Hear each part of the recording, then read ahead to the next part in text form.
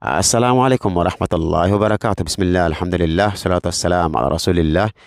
Wabadini Jumatano tarehe 23 na tumerudi tena hapa Roka Kilo DB katika kaunti ya Kilifi, na tumerudi kwa minajili ya kuja kuanzisha mradi wa kisima.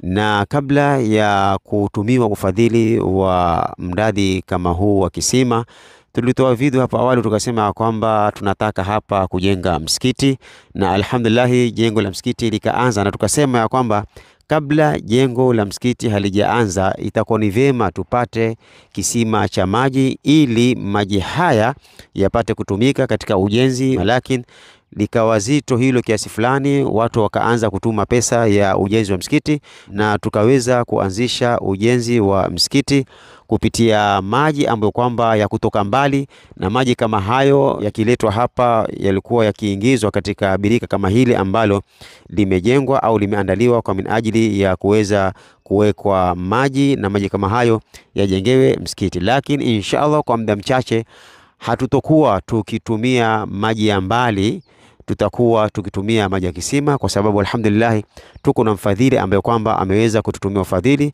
na akasema kwamba itakuwa ni vema sisi tuchimbe kisima hapa kama vile tulivyowataka nyinyi watazamaji wetu pendwa mulifanya hilo. Tumwambia mfadhili wetu, Mwenyezi Mungu akubariki, Mwenyezi Mungu akuhifadhi, Mwenyezi Mungu akupe kila la kheri. Na wako baadhi ya watu wanaulizia kuhusu maji kama yale kule ni bahari ile au ni mto au ni vipi. Tunasema kwamba ile haijulikani ni bahari ama ni mto, kwa sababu ni maji ambayo kwamba lau wakiwa samaki pale hawezi kuishi, bimaana kuonesha kwamba haiwezekani kuwa ni maji ya bahari. Lakini pia tukitaka kuyatumia yale maji au wanakijiji wa hapa wakitaka kuyatumia kama maji ya mto pia hayatumiki, yana chumvi.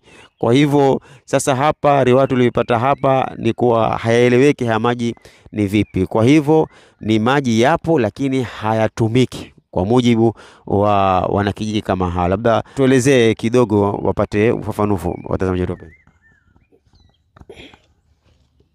Kusema kweli haya maji ni ya chumvi, hayafai chochote.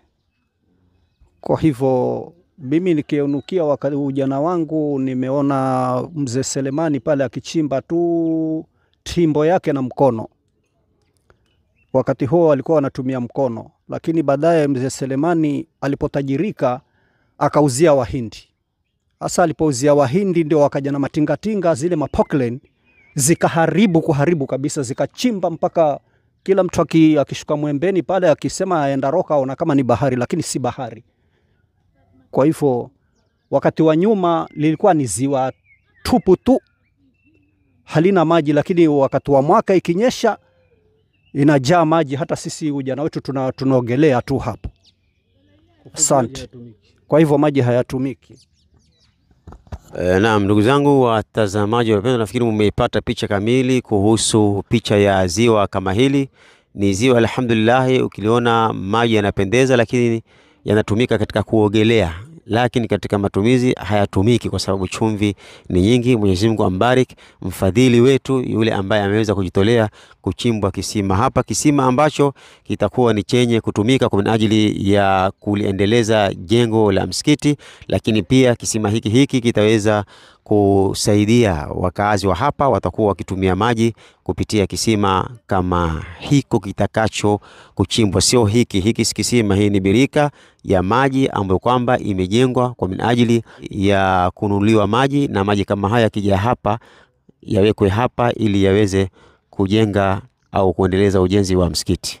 Ama kisima hiki ambacho kwamba tumetumiwa ufadhili wake na ndugu yetu, inshallah kitakuwa ni kisima cha maji ambapo kwamba yatakuwa yakitumika kwa wakaazi pamoja na jengo la msikiti, na msikiti utakapokamilika maji kama hayo yatatumika katika njia ya kutawadhia wale wanaoingia katika msikiti. Barakallahu fikum, wassalamu alaikum warahmatullahi wabarakatuh.